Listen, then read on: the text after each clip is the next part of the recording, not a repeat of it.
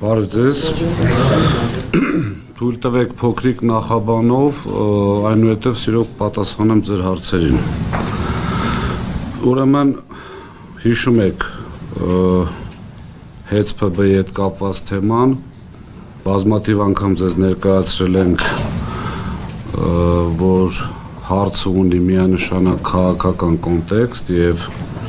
այսպես շակերտների մեջ քաղաքական հաշվեհարդարի խնդիր է այստեղ եւ մեկ անձի կմահաճույքի հիմա հաշվի առնելով որ իրադարձությունները զարգանում են շատ արագ կարիք առաջացավ եւս մեկ անգամ ներկայացնել ինչ է կատարվում եւ նոր ապացույցներ եւ հիմնավորումներ որ ՀԵՑ-ը խլվել է եւ գործընթացը քաղաքական է Ինչպես հիշում եք, փոքրիկ խմբակի շատ ներկայացուցիչներ իրար հերթ չտալով զրպարտիչ տեսանյութեր են հրապարակում կապված այդ փոխառությունների, վարկերի, տոկոսների եւ այլ Հանրային ծառայությունների կարգավորող հանձնաժողովի նախագահին բազմաթիվ անգամ հորդորել էինք, որ ներկայացնի ճշմարտությունը եւ մեղադրել է ես բազմաթիվ անգամ, որ ինչու չեն զանգում հարցնում իրենց կողմից թղթի վրա անկախ, բայց փաստացի շատ կախված հանձնաժողովից իրականում որը որից հետո է։ Եվ ունեի կասկած, որ շատ լավ իմանալով միևնույն է մեր ժողովրդին խաբում են։ Հիմա գոնե այս փաստով հանձնաժողովի նախագահը ընդունեց, որ այո ՀԵՑ-ՓԲ-ի կողմից վերցված վարկերի տոկոսները վճարում է սեփականատերը, այսինքն որևիցե կապ չունի սակագնի, այսինքն այն գումարի հետ, որը մեր քաղաքացիները մենք բոլորս վճարում ենք հոսանքի համար։ Երբ որ հարց է տրվում ինչու չեք կանխում, իմիջիալոց ես մեկ անգամ ամեն մեր հանդիպման այսպիսի տրադիցիա կա, չէ, որ ես ասում եմ անպայման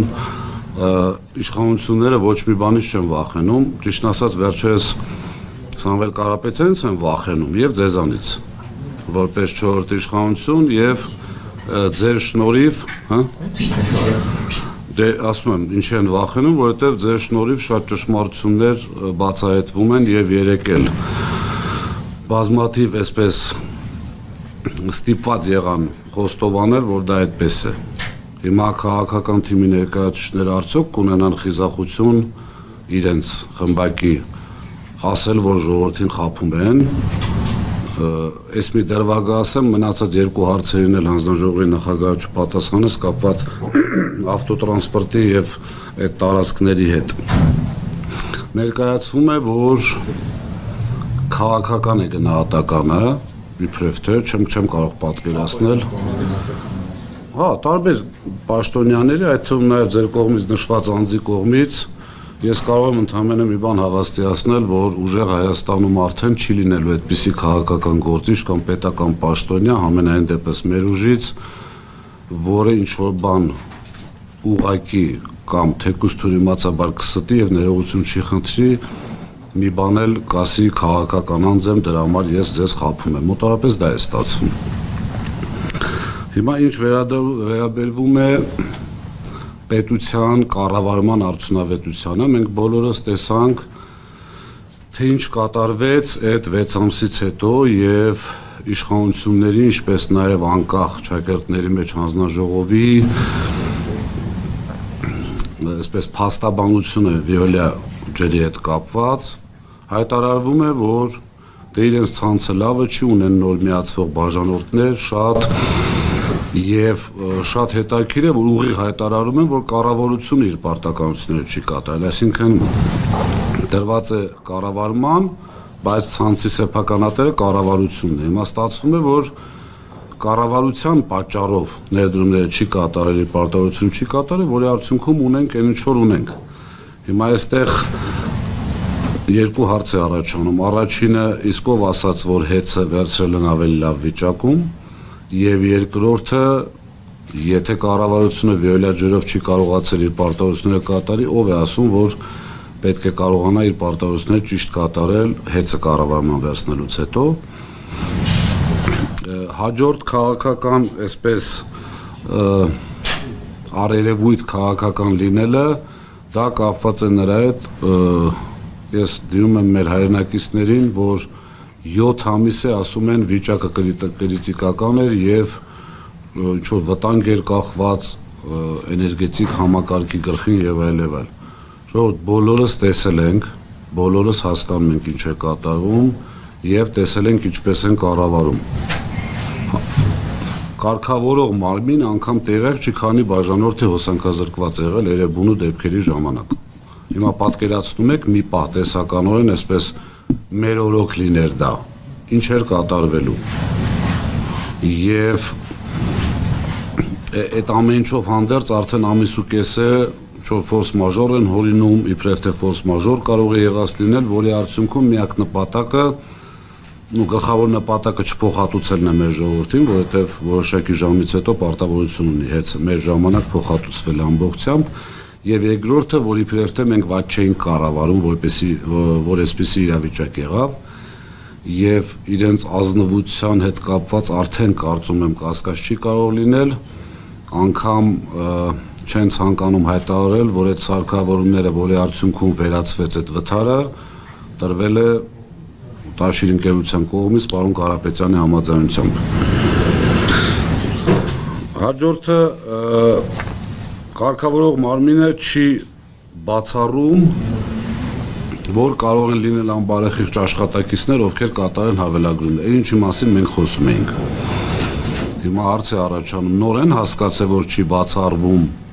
որ այդպիսի աշխատակիցներ կարող են լինել, թե այն ժամանակ էլ գիտեին ուղղակի չունեին այդ խիզախությունը դա հայտարարելու։ Շատ լուրջ վիրավորանք եմ տեսնում կապված բողոքների հետ իրենց մեկնաբանության հետ։ Եթե լսել եք ու համոզված եմ շատերը ընտեղ եղել եք եւ լսել եք, որ բողոքների պատճառը մարդկանց օրենքի չիմացությունն է։ Հիմա ունենք երկու տարբերակ։ Մեր կառավարման ժամանակ բողոքների պատճառը իրենց ասելով խնդիրներն են, այսինքն այն խնդիրներ մարդիկ բողոքում են։ Իրենց կառավարման ժամանակ բողոքների հիմնական պատճառը օրենքի չիմացությունն է։ Ուզում հասկանամ, այն ժամանակ մեր ժողովրդի օրենքները լավ գիտեին, բողոքում էին, հիմա իրենց օրոք արդեն մոռացան, չգիտեն այդ օրենքների մասին։ Այս վերաբերմունքը անկեղծ ասած դա արտացոլում է ամբողջ պետական կառավարման համակարգի վիճակը։ Ամբողջ։ Մարդուն հարց են տալիս, ես չեմ ուզում այդ սուբյեկտներին անդրադառնալ, ուղղակի հաշվի առնելով, որ իրենք են, շատ վատ է իհարկե, բայց իրենք են կարգավորում այդ ոլորտը, մարդուն հարց են տալիս, ասում են, ձեր կողմից նշանակված կառավարիչը սենց բան է հայտարարում կամ սենց գործողություն է անում, ասում է դե այդ արդեն իրեն պետք է հարցնեք, այն որ այն ժամանակ ասում է չի տիրապետում իրավիճակը եւ չի կարող կառավարել իր կողմից նշանակված կառավարչին, նեղանում են ինձանից։ Հիմա հեծի կողմից հայցեր են տրվում, սա առաջ անգամ ենք խոսում սրա մասին, տկենի նույն հանձնաժողովի դեմ, մարդը գնում է այդ հայցերը հետ է վերցնում։ Այսինքն հեծի բարի համբավի վերաբերյալ, չոր շահեր կան, չէ, որոնք բախվում են։ Վերջինաշով հեծ ունի սեփականատեր եւ սեփականատերը իրավունք ունի հեծի բարի համբավի եւ այդ թվում նաեւ իր։ Հիմա օրենսդրական կարգավորումներով ես հնարավորություն են տվել, որ հեծի անունից հայցեր են տրվում, հեծի ժամանակավոր կառավարիչը գնում այդ հայցերը հետ է վերցնում։ Հասկանում եք աբսուրդը, որի իրավասությունը բացարձակ չունի։ Միգուցե օրենքով ինչ որ կետի վրա հաղում անելու, բայց բարոյական խնդիր կա այստեղ, դու հեծի կառավարիչն ես, դու էլ պետք է պաշտպանես հեծի բարի համբավը եւ հեծի իրավունքները։ Շատ վատ բան է տեղի ունենում, որ այն ինչի համար իբրև թե մեզ մեղադրում էին վթարները այսպես կոծկելու, քանակը նվազեցնելու հետ կապված, մենք ինֆորմացիա ունենք ու շատ հստակ, որ մոտարապես 40%-ով աճել է վթարների քանակը։ Հիմա հայտարարվում է, որ չի աճել։ Այսինքն գոնե վիզուալ բոլորս տեսնում ենք ինչ է կատարվում, բայց ես ձեզ ամենայն պատասխանությամբ ասում եմ, բազմաթիվ անգամ ասել եմ, հեծում երկիշխանություն է։ Եվ մենք սկեչի պես ասած ամեն ինչ գիտենք։ այդ պարագայում չեն կարող ոչ միտեղ փախնել, բայց ամեն դեպքում կեղծեն հանձնաժողովն էլ բնականաբար որից է բանի վրա ուշադրություն չի դարձնի, որի արդյունքում կունենանք այս վիճակը համատարած սուտ, ուղղակի խաբելու եւ վարկաբեկելու հետ կապված։ Հիմա խոսում են կൂട്ടակային կայանների մասին, իմիջիայլոց ձեզ ասեմ, որ եթե այդ կൂട്ടակային կայանների համակարգը գործեց, մեր հաշվարկներով եւ մասնագետների հաշվարկներով մոտավորապես կրկնակի թանկանալու է արևային կայաններ, այդ ինքնավար արևային կայաններ դնելու արժեքը։ Բայց այստեղ եւս իրենց ապիկարությունը չեն ուզում ընդունել, որ 8 տարվա մեջ Հայաստան-Իրան 400 կիլովոլտ գիծը ուղղակի չեն հասցրել ավարտին։ Այդ պարագայում մենք ավելցուկ չենք ունենալու։ Բերում են Իսպանիայի օրինակը, Իսպանիան ձեզ ասեմ, եղել է առաջարկը պահանջարկից ավել, որի պատճառով 0 են նստել, այսպես տերմին կա, մասնագիտական։ Մեզ մոտ նույն խնդիրն է, բայց դրա մեղավորը միայն եւ միայն իրենք են, քանի որ արևային կայանների այդ աշճանի այսպես քվոտա տալը եւ իրենց դրած օրենքներով եւ կարգերով այդ հնարավորությունները նաեւ պետք է կանխատեսեն, որ առաջանալու է ավելցուկ եւ այդ ավելցուկը պետք է կարողանան կամ պետական մակարդակով պայեստավորեն, հետո երեկոյան ժամերին կամ գիշերային ժամերին սպառեն կամ պատրաստեն այդ գիծը եւ այդ գծով գնալ իմիջիայլոց Վրաստանի հետ էլ ունենք նույն հնարավորությունները։ Այսպես ռևերս գծով հոսանք տալու եւ մեզ պետք եղած ժամանակ վերցնելու։ Հիմա այդ ապիկարությունը փորձում են նորից գցել